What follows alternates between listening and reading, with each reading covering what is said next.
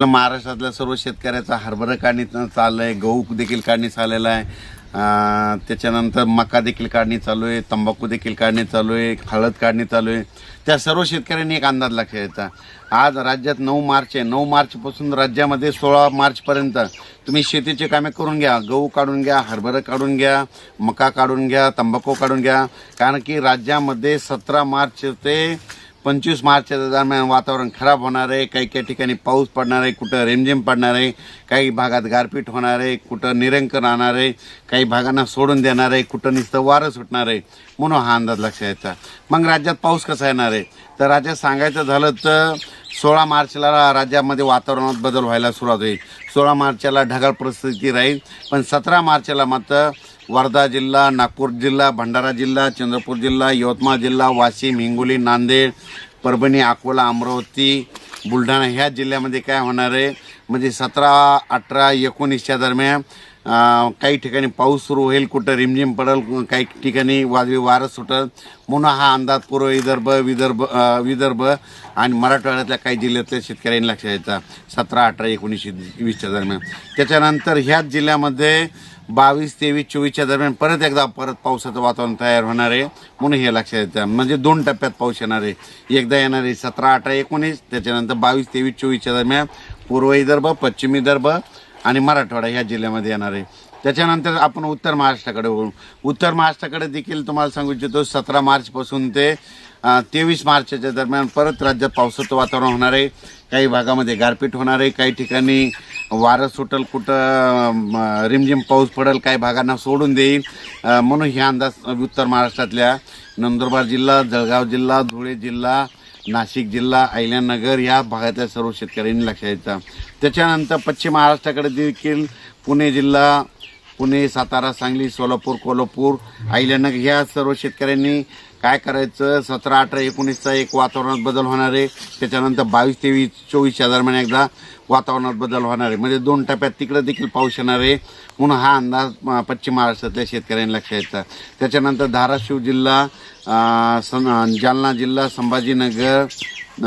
संभाजीनगर, बीड जिल्हा, परभणी जिल्हा, लातूर जिल्हा ह्या 4-5 जिल्ह्यातल्या मराठवाड्यातल्या शेतकऱ्यांनी काय करायचं 17, 18, 19च्या दरम्यान एकदा पावसाचं वातावरण तयार होणार आहे, आणि त्याच्यानंतर 22, 23, 24च्या दरम्यान एकदा पावसाचं म्हणजे 2 टप्प्यामध्ये ह्या भागात देखील पावसाचं वातावरण तयार होणार आहे, म्हणून हा अंदाज लक्षात घ्यायचा।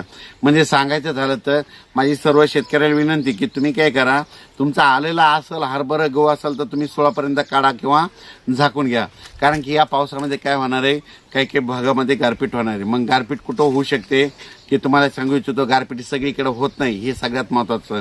मग गारपीट झाली तर कुठं होते, नदीच्या कडेला होते, नदीच्या कडेला इकडून 1 किलोमीटर इकडून 1 किलोमीटर त्या पट्ट्यामध्ये गारपीट होते। एखादा कॅनल असेल तर कॅनलच्या बाजूला दोन्ही साईडनं इकडल्या बाजूनं 1 किलोमीटर इकडल्या बाजूनं 1 किलोमीटर होते, एखादा तळ असेल तर तळाच्या बाजून 4ही बाजूनं 1 किलोमीटरच्या अंतरानं होते, एखादा डोंगर असेल तर डोंगरावर गारपीट होते, जिथं हलकी जमीन आहे दगडाची जमीन आहे त्या ठिकाणी गारपीट होते, पण ब्लॅक जमिनीवर काळ्या जमिनीवर गारपीट होणार नाही, म्हणून हे लक्षात घ्यायचं। मग ब्लॅक जमिनीवर जरी काळ्या जमिनीवर झाली तर फक्त बोरा एवढे होऊ शकते, म्हणून हा अंदाज सर्व शेतकऱ्यांनी लक्षात घ्यायचा।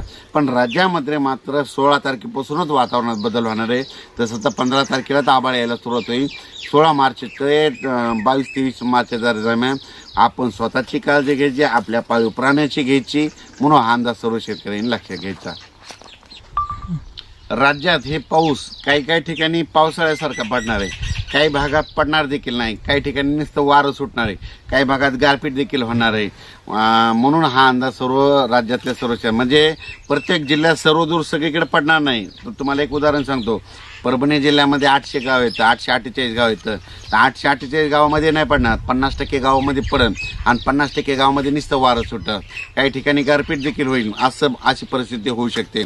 मग तुम्हाला एक सांगू इच्छितो हे पाऊस नेमका कुठं पडणार आहे आणि ते कशामुळे यायला, तर आपल्या महाराष्ट्राच्या बाजूला छत्तीसगड, तेलंगणा, आंध्र प्रदेश, झारखंड, पश्चिम बंगाल, उत्तर प्रदेश, मध्य प्रदेश, राजस्थान, गुजरात, हरियाणा, पंजाब, हिमाचल प्रदेश ह्या भागात देखील म्हणजे सांगायचं झालं तर 16 ते 25च्या दरम्यान की देशभरात अवकाळी पाऊस येणार आहे, म्हणून त्याचा असर आपल्या महाराष्ट्राला होणार आहे, म्हणून हा अंदाज लक्षात घ्यायचा. आणि 2026च्या पावसाबद्दल सांगायचं झालं तर शेतकऱ्याला सांगू देतो 1972 सारखा दुष्काळ वगैरे काही पडणार नाही. उलट हे 2026 आपल्या शेतकऱ्यासाठी चांगलं वर्ष आहे.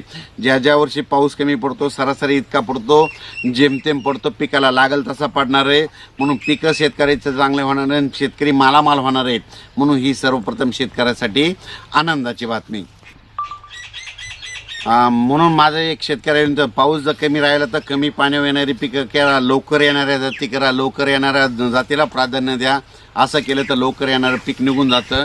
पण तुम्हाला एक सांगू इच्छितो, हे पावसाळा जरी सुरू झाला, परतीचा पाऊस मात्र काही जिल्ह्याला झोडपून जाणार आहे, म्हणून हा अंदाज देखील सर्व शेतकऱ्यांनी लक्षात घ्यायचा.